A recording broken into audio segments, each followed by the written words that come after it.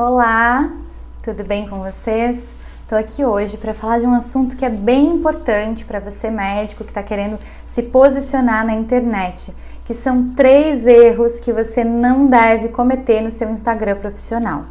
Então, em primeiro lugar, eu gostaria de falar sobre um dilema que é muito comum, né? Faço um Instagram profissional ou posto as coisas profissionais no meu Instagram pessoal? Essa é uma dúvida bem comum dos nossos alunos. Quando a gente faz o curso presencial, a gente conversa bastante com eles sobre esse tema.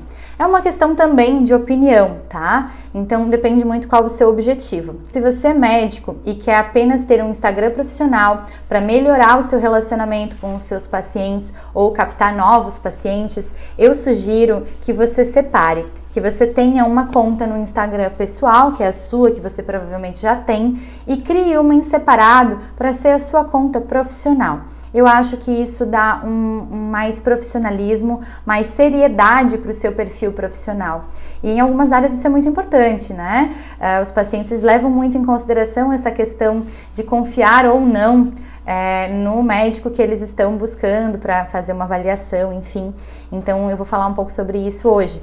Mas essa questão de separar é muito porque, veja, se você não separa e você vai viajar com a sua família e você tira uma foto de biquíni com o seu marido, seu filho, todo mundo vai ver. Então, se você não tem problemas com isso, é isso mesmo que você quer, que a sua audiência participe de toda a sua rotina, ok. Agora, vamos supor que você seja um cirurgião e você deixa o seu perfil, né, profissional junto com o pessoal. Talvez algum post que você faça bebendo bebida de álcool ou na praia possa passar uma imagem de pouco comprometido, de irresponsável. E isso fica muito no imaginário das pessoas, tá? Não é porque você bebeu e postou, ou tem uma tatuagem, ou posou de biquíni, que isso te desqualifica enquanto médico. Mas as pessoas têm as suas convicções pessoais, as suas crenças. Então, às vezes, elas vão desistir de consultar com você e nem sabem, né, por que exatamente. Mas, eu não sei, eu sigo ele e não gosto, né? Não gosto exatamente do quê? Às vezes, são essas coisas misturadinhas aí que podem passar para o seu cliente, para o seu paciente, né, uma ideia errada de você. Então, a minha sugestão sempre é de ter contas separadas. Agora sim, eu vou falar então 3 erros que eu vejo comumente nos Instagrams dos nossos colegas médicos e que a gente precisa a todo custo evitar, porque pega mal, tá? Então, o primeiro erro é a autopromoção excessiva. Gente, é claro que se você fez um Instagram profissional, você tem o objetivo de divulgar seu trabalho, que as pessoas te conheçam, que elas saibam o quanto você é bom naquilo que você faz. Até aí tudo bem. E veja, pelo manual de publicidade médica do CRM, se você nunca olhou ou leu esse documento, é um documento extenso, mas eu sugiro que você dê uma olhada, você vai ver que tem várias regras para tudo, tá? Então, no nosso curso online, a gente tem aulas em específico para isso, em que a gente dá bem mastigadinho já as dicas principais que todo médico precisa saber, tá? Mas se você só acompanha a gente por aqui, fica ligado nisso, baixa o manual de publicidade médica, você consegue no site do CFM, tá? Fica ligado sobre essas regras. Por quê? O primeiro erro que eu vou falar é autopromoção excessiva.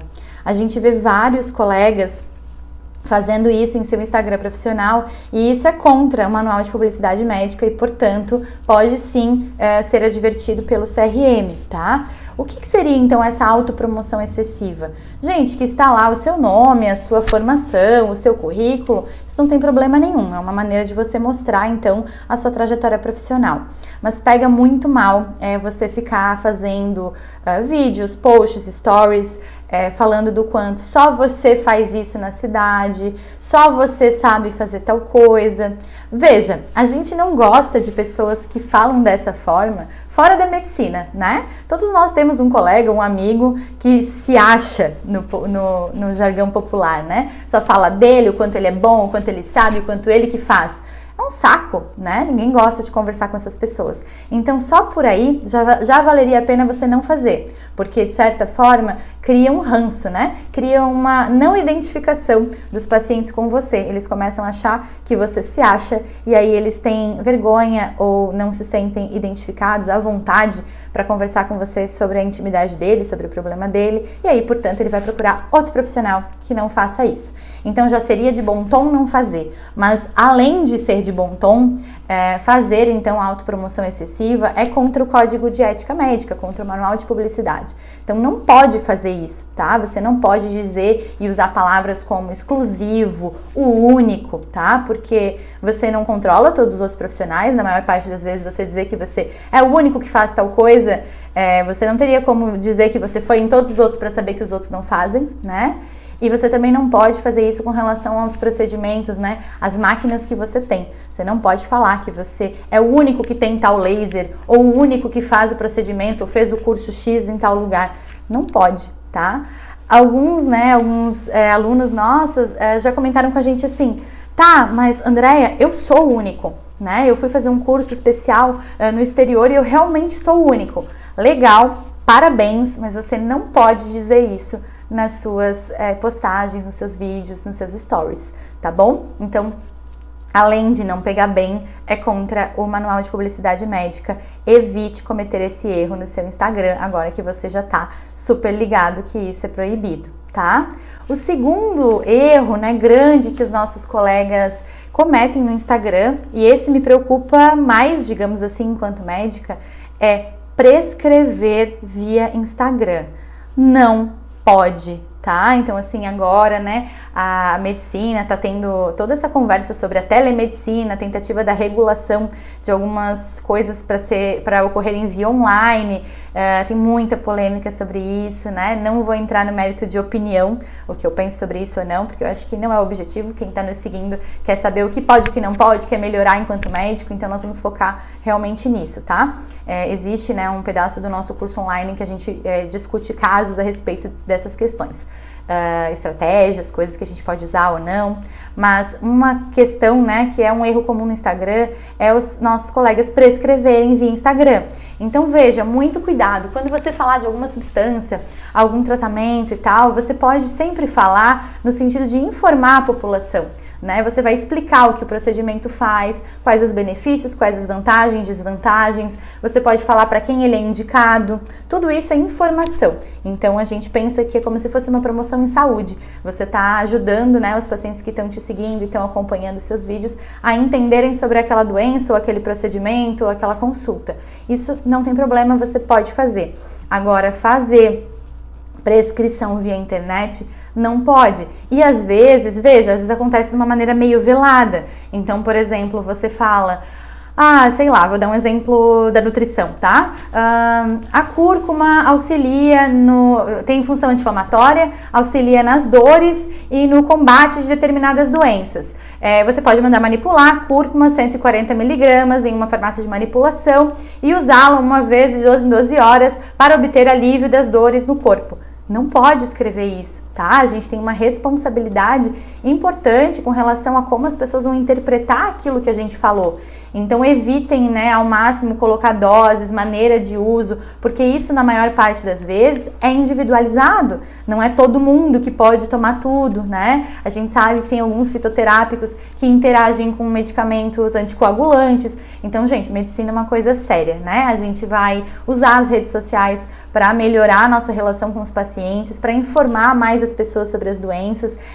São ferramentas, assim, maravilhosas, né? Nos permitem divulgar tudo isso para as pessoas, melhorar o conhecimento das pessoas, mas a gente tem que ter muito cuidado com isso também.